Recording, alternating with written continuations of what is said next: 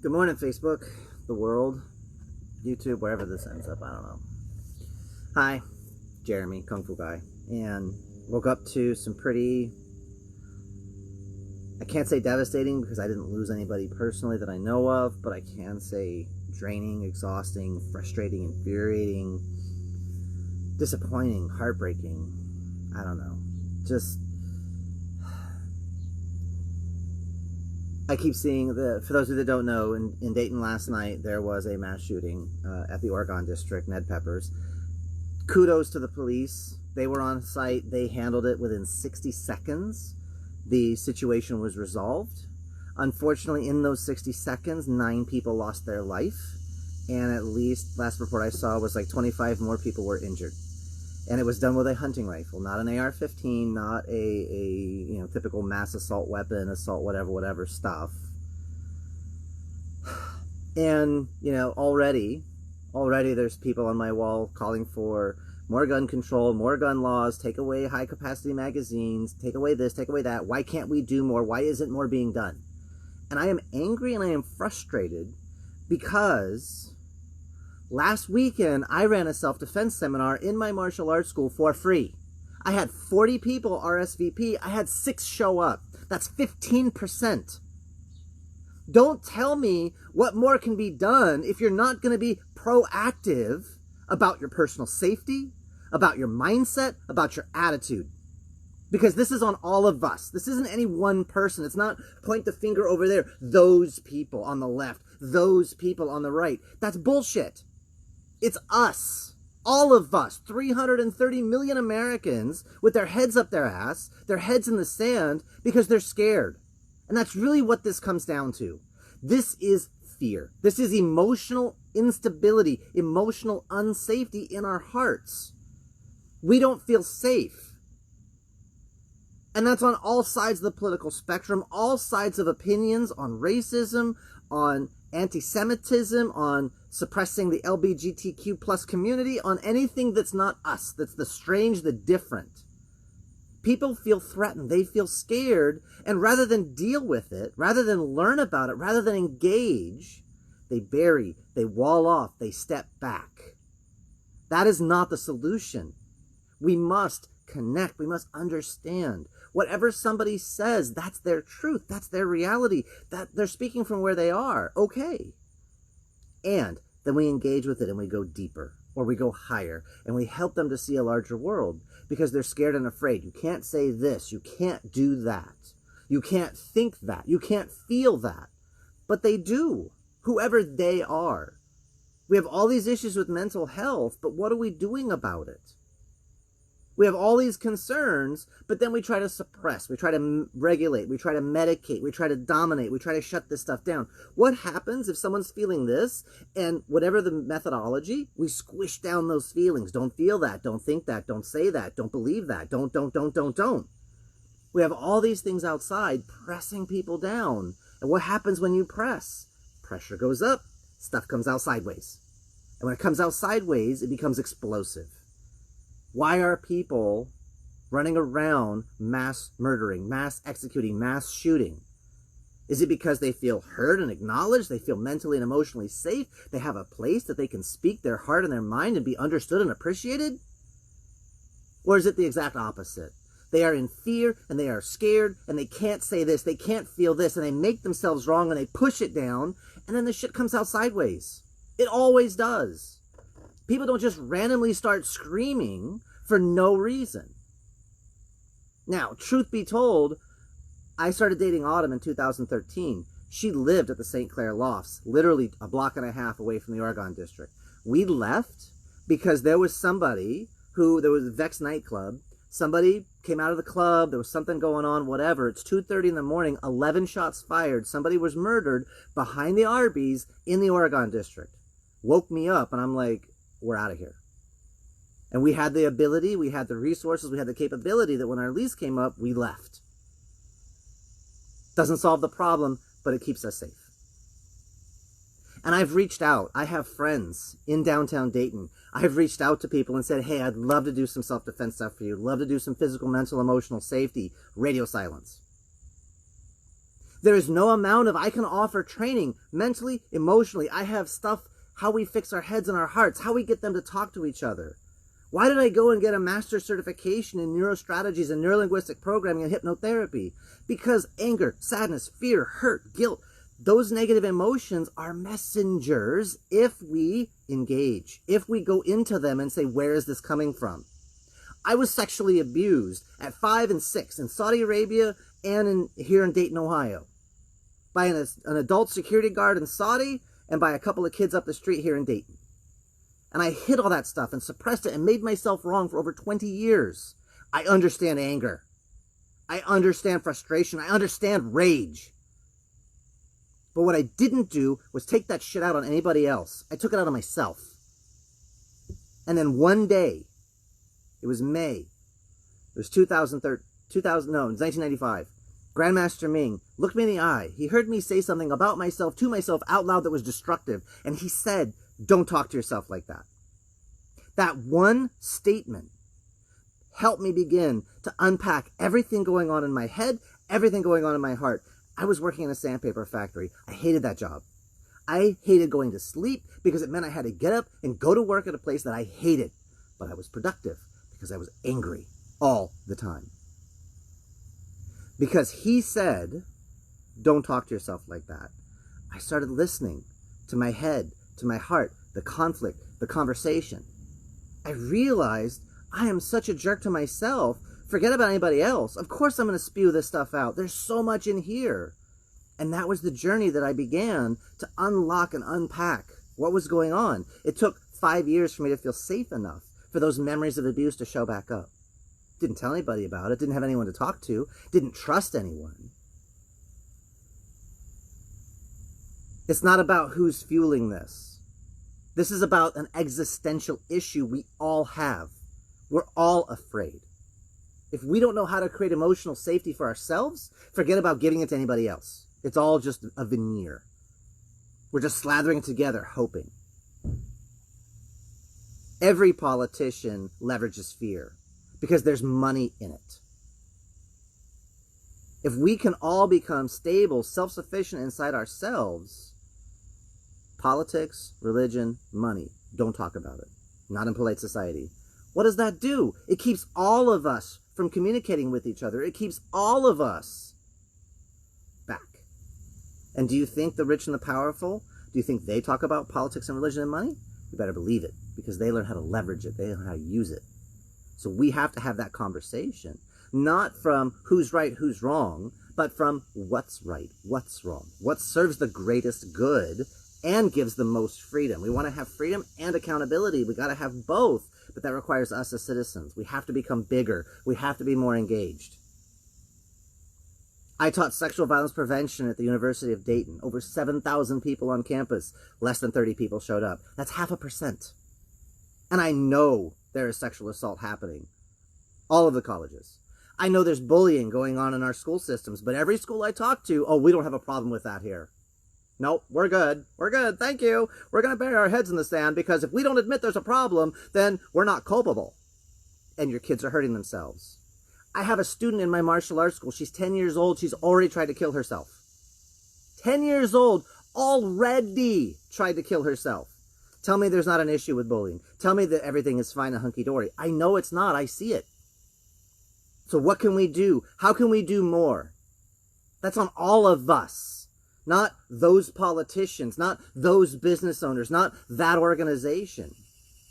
All of us. Organizations only have power because we give it to them. Politicians only have power because we give it to them. With the companies and the organizations, we vote with our money. With the politicians, we vote with our votes, and we vote with our money. And with all of them, we have to choose who we're going to feed energy to, who we're going to give energy to. It's on us. Every single time this happens, people wring their hands and what more can we do? And let's take away more stuff. That doesn't solve the problem. That is symptomatic. Guns make it easier. It makes it faster. I'm qualified on a whole bunch of weapons. I also know how to make explosives because I was in the military. Guess how much I have in my house? 0. Maybe.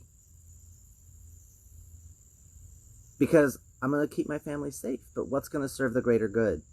I have kids with impulse issues. not going to keep guns in the house necessarily. Because if I say I have them, I don't have them, I become a target on either side. Well, how dare you? Who do you think you are? But then, oh, he doesn't have anything. Let's go get him. There's no win here. Because it's not anybody's business whether I do or don't have weapons in my house. What's more important is I've trained my heart and my mind to understand situations. Pay attention, notice. My neighbor across the street, I went grocery shopping, there's a car sitting there, engine running, nobody inside. I checked. No kids, no animals in the car, but the car's running. Came back from shopping. Hour and a half later, the car is still running. That's weird. So we called the police. Not 911, because we weren't worried about an emergency, but we called to say, hey, there's a car sitting here. We're kind of concerned. It's been a while. You've got to check in on your neighbors. You've got to pay attention to your environment. Notice what's happening with people. And then be willing to speak up. Be willing to alert the authorities to get help for people. Thankfully, he had just done a double and passed out. He had a keyless entry to his car, and he pushed the button start stop thing. He was fine. He was asleep. But somebody could have stole his car because his car was unlocked. So because we spoke up, turns out he and the police officer, they know each other. They're like, they work out at the same gym. They're like, oh, hey. And he's like, oh, hey. And I'm so glad that there was no issue there. There was no medical emergency. Nobody was killed. Nobody was on fire. Nobody was, kids are fine. There's nothing. It's safe. But we spoke up. And this is what we have to do. You and me. It's an us. It's not a they. There's no they. Because we're all human beings. So you want to do more? Great. Engage. Go and take self-defense classes. Go learn about how to get your head and your heart to become friends. Anger, sadness, fear, hurt, guilt, they are information. What you do with it is what matters. What you feel, it's real. It might be based on wrong stuff, but you feel it, it's real. You own it. You say, you know what, I feel this. Fine. After you feel it, now what are you going to think about it? Oh, how dare I? That's so wrong. I should not think that. And you squish it down. No. What is this here to teach me? What is this here to show me? What is this here to learn?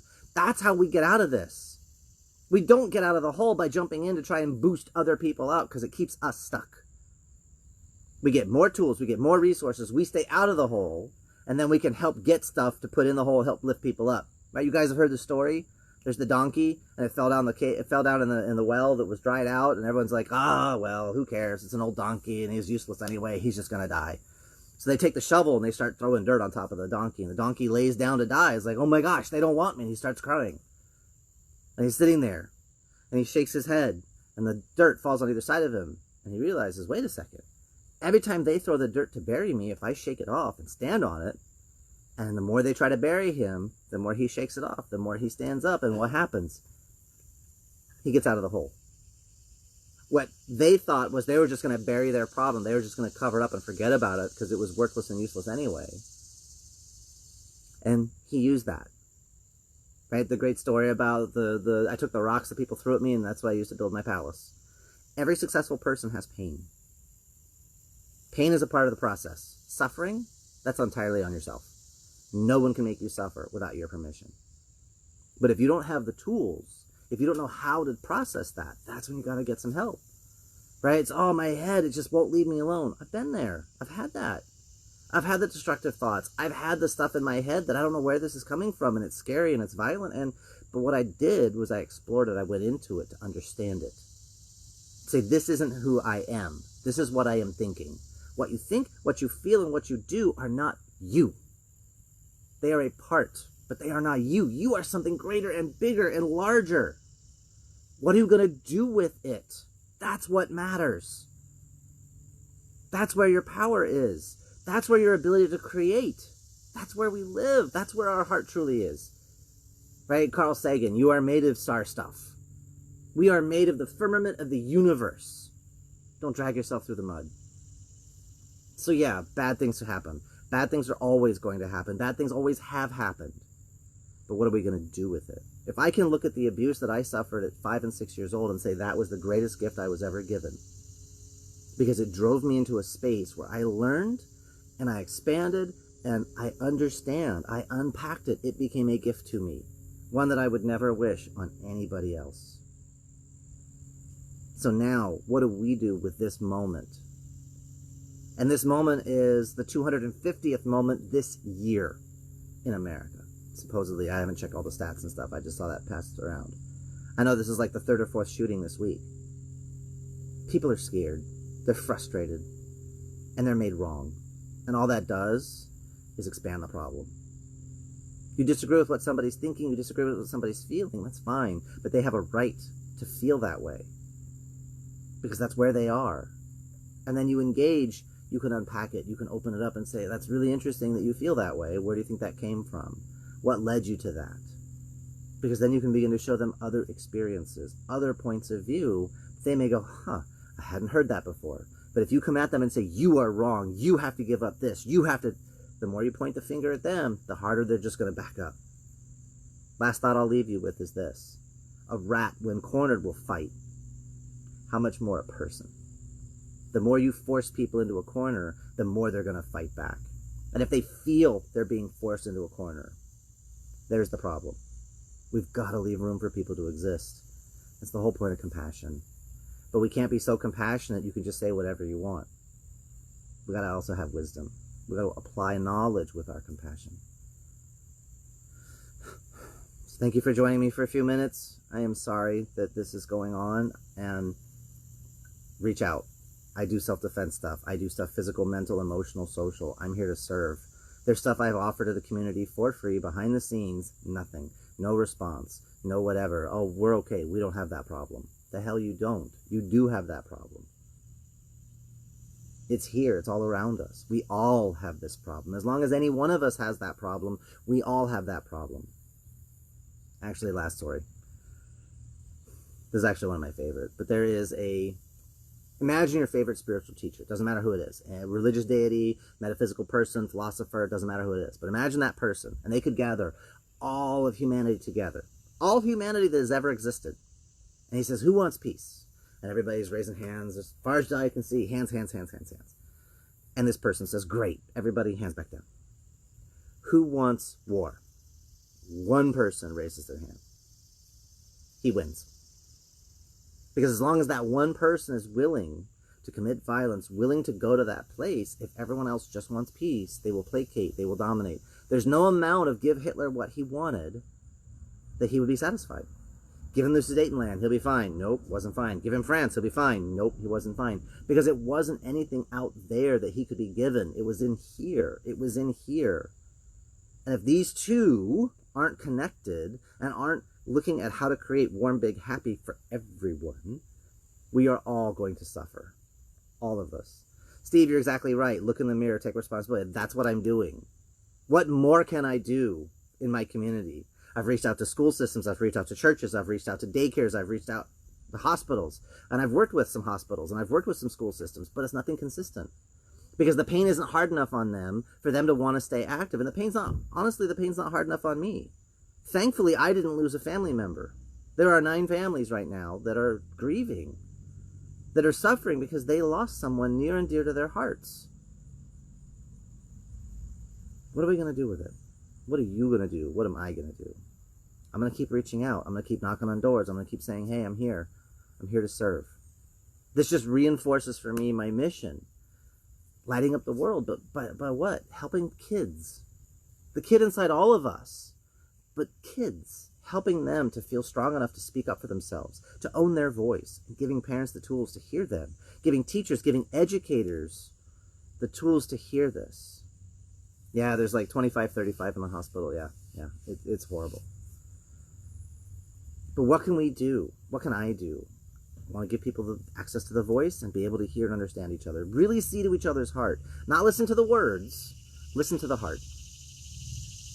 So this Sunday, hug your family. Love them today because you may not get it tomorrow. Nobody went out last night except one person thinking, I might not make it home tomorrow. One person went out planning to make sure people didn't go home. And it wasn't personal to them. It was personal about himself. He just took the rest of us into his BS, into his belief system, into his bullshit. Hug your family. Love them. Stay safe, guys. Touch base. Reach out, please. Have a great Sunday.